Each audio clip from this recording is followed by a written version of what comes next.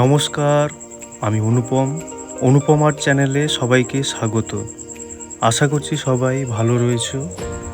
আবারও একটা নতুন প্যাস্টেল কালারের ড্রয়িং ভিডিও নিয়ে আমি হাজির হয়েছি তোমাদের সামনে। আজকে ড্রয়িং সম্বন্ধে কিছু বলবো না, অর্থাৎ ড্রয়িং কীভাবে করছি, কী কী কালার ব্যবহার করছি সে সম্বন্ধে কিছু বলবো না, বরং ড্রয়িংয়ের ইতিহাস বা আর্টের ইতিহাস সম্বন্ধে একটু আলোচনা করব। তো চলুন ছবিটা দেখতে দেখতে এবং আর্টের ইতিহাস জানতে জানতে পুরো ছবিটা কমপ্লিট করে নেব।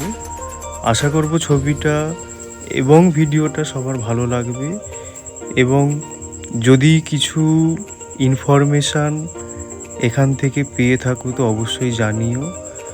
যদি ভালো লেগে থাকে লাইক এবং কমেন্ট করে দিও, এবং তার সঙ্গে সাবস্ক্রাইব করে রাখো আমার এই চ্যানেলটিকে পরবর্তী ভিডিওগুলো পাওয়ার জন্য।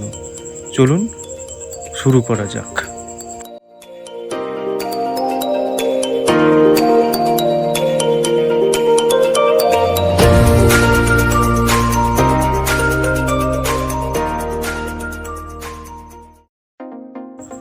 আর্ট অর্থাৎ ড্রয়িং বা আঁকা পৃথিবীর হচ্ছে প্রাচীনতম একটি মিডিয়াম বা মাধ্যম। মানুষ যখন গুহায় বাস করত, অর্থাৎ যখন তাদের বাসস্থানের জন্য ঘর বাড়ি ছিল না, যখন তারা চাকা আবিষ্কার করতে শেখেনি, যখন তারা আগুনের আবিষ্কার জানতো না বা ব্যবহার জানতো না, ঠিক তখন থেকেই মানুষ যখন কথা বলতে পারতো না, তখন থেকেই মানুষ ছবি আঁকার চল শুরু করে বা ছবি আঁকতে শুরু করে।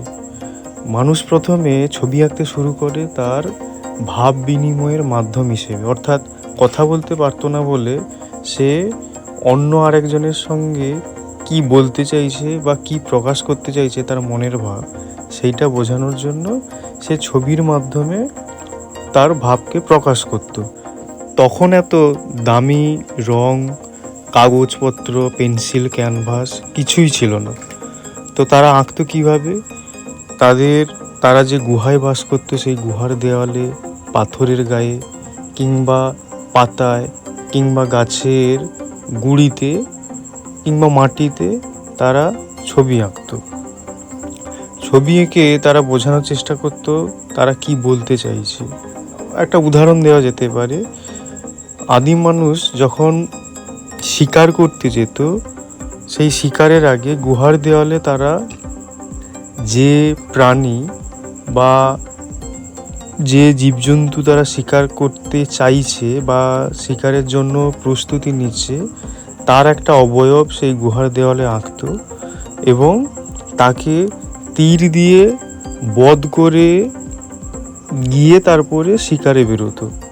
কারণ তাদের মধ্যে এরকম একটা ধারণা ছিল যে সেই ছবির আঁকা প্রাণীটাকে যদি তীর দিয়ে মেরে সে শিকারে সাফল্য অর্জন করে, তো তবে গিয়ে বাইরে যখন সে শিকারে যাচ্ছে তখন তাতেও সে সফলতা অর্জন করবে। এরকম এক ধরনের তাদের মধ্যে প্রচলন ছিল।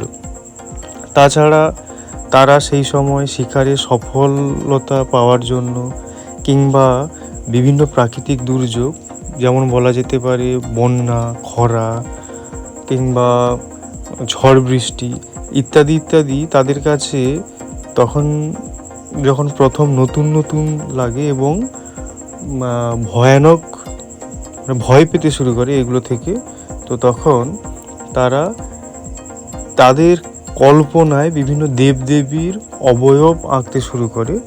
যে তাদের ধারণা কোনো না কোনো, কোথাও না কোথাও কোনো একজন বসে রয়েছে যে তাদের উপরে এরকম ধরনের বিভিন্ন দুর্যোগ পাঠিয়ে তাদের পরীক্ষা নিতে চাইছে। তো তাদেরকে কোনোভাবে যদি সন্তুষ্ট করতে পারা যায়, তাহলে এই সমস্ত দুর্যোগ, প্রাকৃতিক দুর্যোগ সমস্ত কিছুর নিবারণ ঘটবে। তো সেই কারণে তারা বিভিন্ন ধরনের অবয়ব আঁকতো। বলা যেতে পারে যদি ঝড় বৃষ্টি হয় তো তারা বায়ুদেবের কোনো একটা ছবি আঁকতো, তাকে পুজো করতো।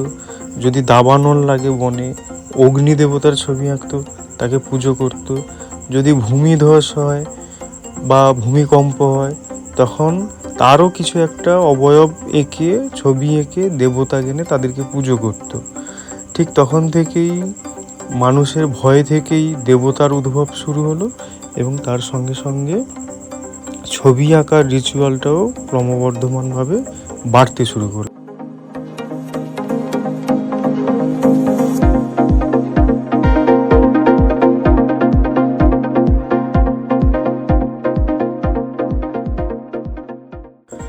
যদিও তখনকার আর্টের শুরু বা ছবি আঁকার শুরু যে ভাবনা চিন্তা একরকম, আর এখনকার যারা আমরা ছবি আঁকছি তাদের ভাবনা চিন্তা আর একরকম, সেটা যুগের পরিবর্তনের সঙ্গে সঙ্গে সেটা হয়ে এসছে। কিন্তু ইতিহাস এইভাবেই এসছে, বা আর্টের শুরু এইভাবেই। তো সেই কারণে বলা যেতে পারে পৃথিবীর সবথেকে প্রাচীনতম মাধ্যম, যখন মানুষ কথা বলতে পারেনি, যখন বিজ্ঞানের আবিষ্কার হয়নি, যখন গানের আবিষ্কার হয়নি, সুরের আবিষ্কার হয়নি, মানুষ ঠিক করে জামা কাপড় পরতেও শেখেনি, তারও ঠিক আগে থেকে এই সমস্ত আঁকা বা ড্রয়িং এর সূত্রপাত ঘটে।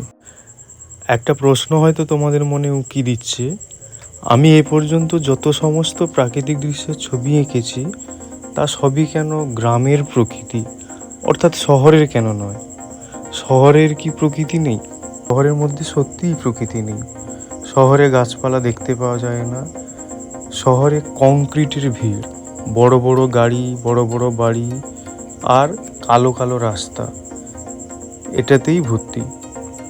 তুলনামূলকভাবে গ্রামে প্রচুর পরিমাণে সবুজ রয়েছে, প্রচুর পরিমাণে গাছ রয়েছে। গ্রামের পরিবেশের মধ্যে এক ধরনের শান্তি বিরাজ করে। আর তাছাড়া আমাদের সৃষ্টির শুরুর ইতিহাসটাতে যেহেতু আদিম মানুষ বা আমাদের পূর্বজরা বনে জঙ্গলে বসবাস করতাম, আমাদের চোখ সবুজের প্রতি আকৃষ্ট হয়, অর্থাৎ আমাদের চোখের জন্য সবুজ খুবই প্রয়োজনীয়। গল্প শুনতে শুনতে, আর্টের হিস্ট্রি জানতে জানতে ছবিটাও প্রায় শেষের পথে। আর্টের হিস্ট্রি সম্বন্ধে জেনে তোমাদের কেমন লাগলো আমাকে জানিও, এবং তার সঙ্গে ছবিটাও কেমন লাগলো সে সম্বন্ধে জানিও। আর যদি কোনো ইনফরমেশান তোমাদের জানার থাকে অবশ্যই কমেন্ট করে আমাকে জানিও।